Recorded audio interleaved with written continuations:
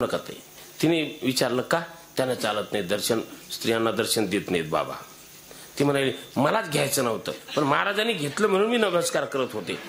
फार बरं झालं फार बरं झालं असं बोलल्यामुळे मी हे कशासाठी सांगतो यातली गोष्ट लक्षात घ्या. यातला भाव आपल्याला लक्षात येतो की का स्त्रीचं एवढं भय आहे. जर तुम्ही एवढे वैराग्यवंत आहात तर स्त्रीला भिण्याचं कारण नाही.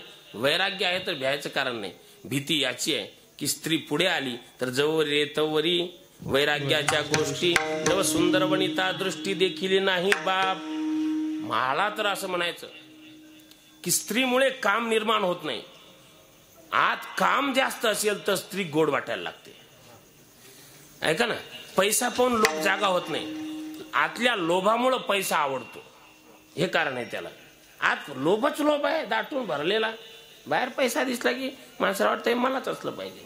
तसंच आहे. आणि म्हणून अशा माणसा चुकलेली असली तरी विवेकाच्या गोष्टी बोलतात. चुकतात आणि लय मोठ्या मोठ्या गोष्टी. एखादा पतित आचरण करतो चुकीचं वागतो आणि नंतर त्याचं समर्थन करीत राहतं. होत राहतात मोठ्या मोठ्या लोकांकडून अशा गोष्टी होत राहतात. आर पाटील आबा एकच वाक्य बोलले आणि सगळे लोक त्याच्या मागे लागले. मुंबईमध्ये हल्ला झाला अतिरेक्यांचा आणि ते बोलले की छोटे बड़े बड़े शहरों में छोटी छोटी ऐसी बातें हादसे होते रहते हैं. बरं का, असं चालत नाही. पण महात्म्याच्या बाबतीत असं चालत नाही. महात्म्यांच्या बाबतीत हे असं झालं तसं झालं.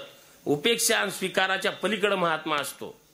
स्त्री काय, साप जरी जवळ असला आणि उर्वशी जरी जवळ असली तरी त्यांना ना उपेक्षा असते ना स्वीकार असते. त्याला म्हणतात महाराज वैराग्य.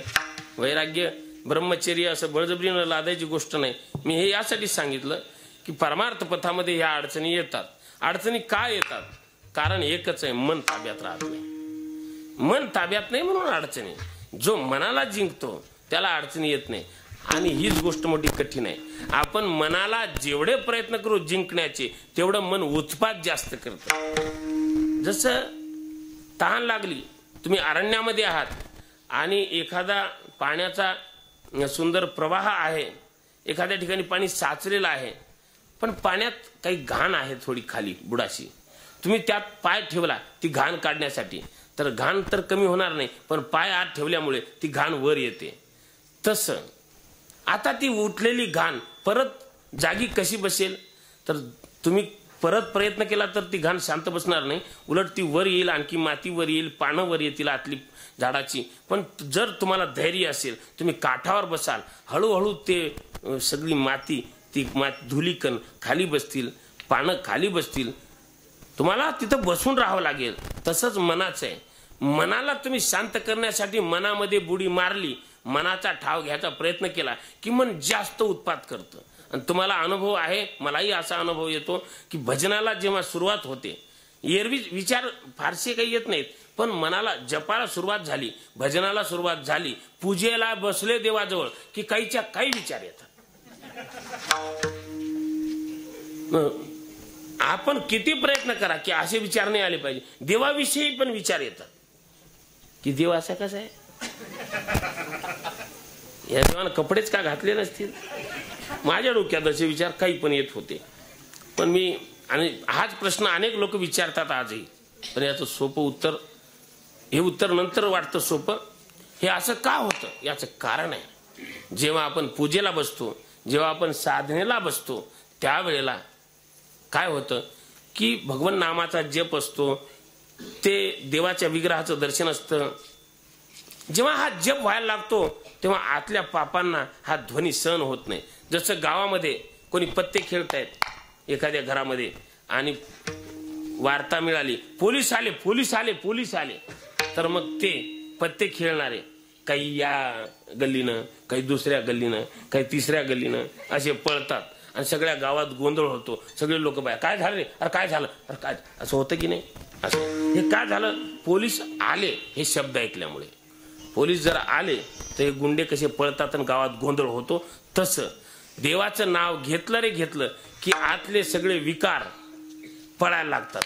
मग कानातून विकार पळाले, डोळ्यातून विकार पळाले, शरीरातून विकार पळायला लागले आणि गोंधळच होतो चित्तामध्ये. माणसाला वाटतं भजनाला बसल्यावर असं का होतं. त्याचं कारण एवढंच आहे की भजन केलं. नामा सरिसाची हरी रिगे हृदया माझारी तेने धाके अभ्यंतरी हो लागे पुरी हृदय शुद्धी. नाम घेतलं की हृदयाची शुद्धी व्हायला लागते. हो, पण मन काही तसंही स्थिर बसत नाही आणि स्थिर नसलेलं हे मन उत्पात करतं. तुकाराम महाराज म्हणतात, देवा काय काय करीतो या मन, काय काय करीतो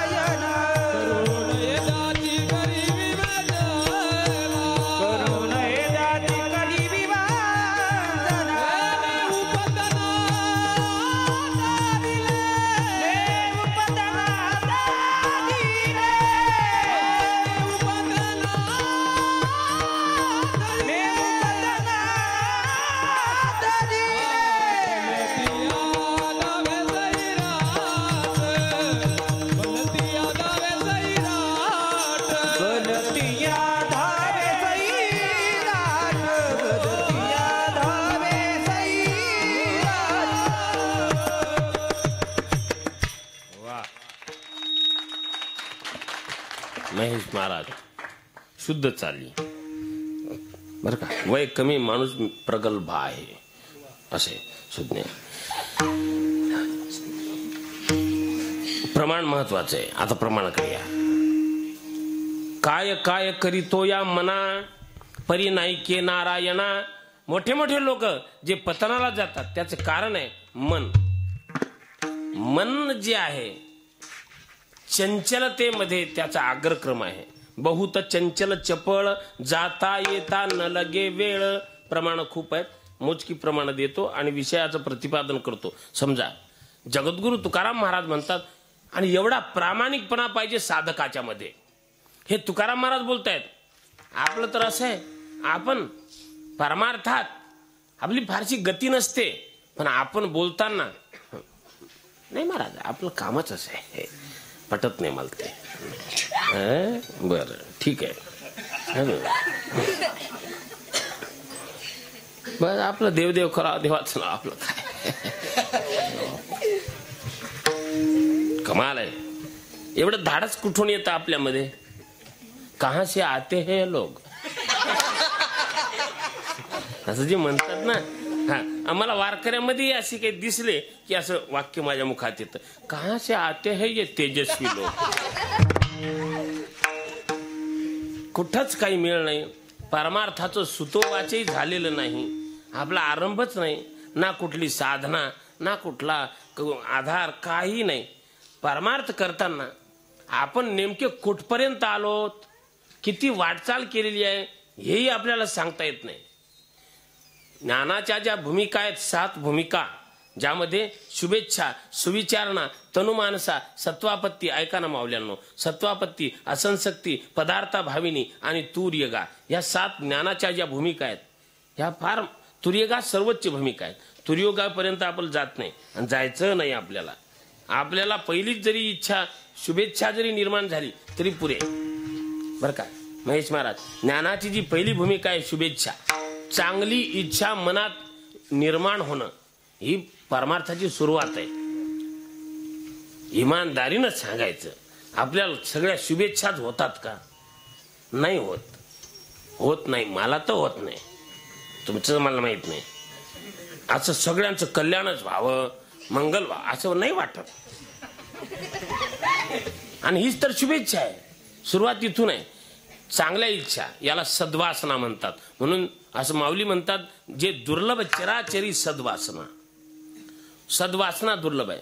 वासनेचे जे दोन प्रवाह आहेत, एक शुभ वासना, एक अशुभ वासना. तसं मनामध्ये शुभेच्छा आणि अशुभ इच्छा अशी दोन इच्छा असतातच. शुभेच्छा म्हणजे ज्या आपण विशेष देतो, बेस्ट विशेष, त्या शुभेच्छा नाहीत. वाढदिवस आला आणि हॅपी बर्थडे वगैरे असं म्हणणं, हे काही शुभेच्छेमध्ये येत नाही. हे ठीक आहे, सदिच्छा वगैरे म्हणा तुम्ही, शुभेच्छा नाही. शुभ इच्छा वेगळीच असते. आपण शुभेच्छेमध्ये काही देतो कोणाला पण, आणि म्हणतात ते तुम जिओ हजारो साल, साल के दिन हो 50,000. वा, किती गणित कच्च आहे. साल के दिन 50,000 होतच नाही. कसेही लावले तरी 50,000 दिवसाचं वर्ष बाप जन्मात येणार नाही. पण माणसं म्हणतात. आता ह्या शुभेच्छा नाहीत. शुभेच्छा काय आहे? शुभेच्छा ही आहे, महाराजांच्या शब्दात सांगायची, कई ऐसे भाग्य, कई ऐसे भाग्य, कई ऐसे भाग्य, कई ऐसे भाग्य लाहता होईन, कई ऐसे भाग्य लाहता होईन, अवघे देखे जन ब्रह्मरूप, मग तया सुखा, मग तया सुखा, मग तया सुखा, मग तया सुखा.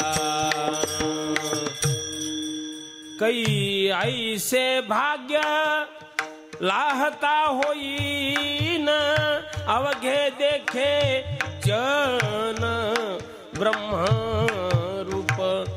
असं भाग्य मला कधी मिळेल, याला शुभेच्छा म्हणतात. की सगळं जग मला ब्रह्मरूप दिसायला लागेल, ही शुभेच्छा असते. ही सर्वोच्च अशी इच्छा. इथून सुरुवात आहे. इच्छा येतात कुठं? मनामध्ये. आता मन मलिन असेल तर इच्छा चांगल्या कुठून येतील?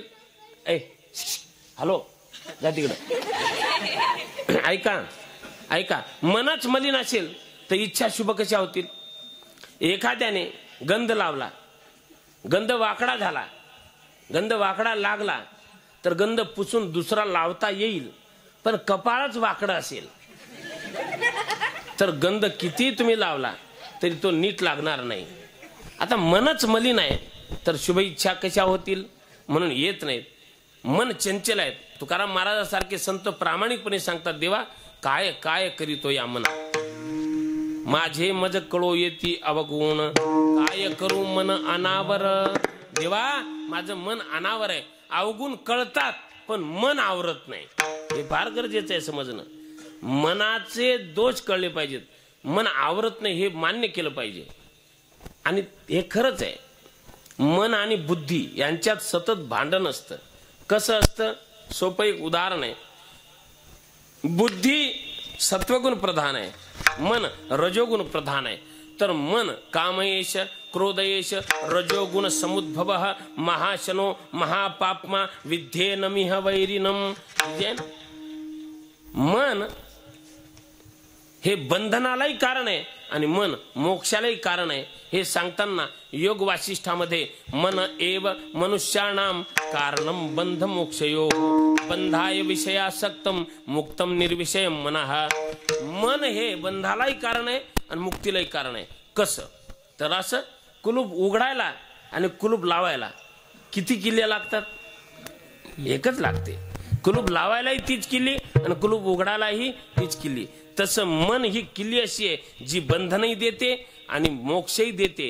महाराजांचं वचनच आहे, मन करा रे प्रसन्न सर्व सिद्धीचे कारण. मन करा रे प्रसन्न सर्व सिद्धीचे कारण. हे मोक्ष अथवा बंधन सुख समाधान इच्छा ते.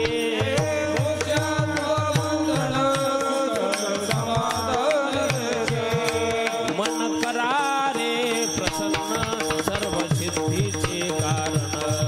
मन करा रे प्रसन्न सर्व सिद्धीचे कारण.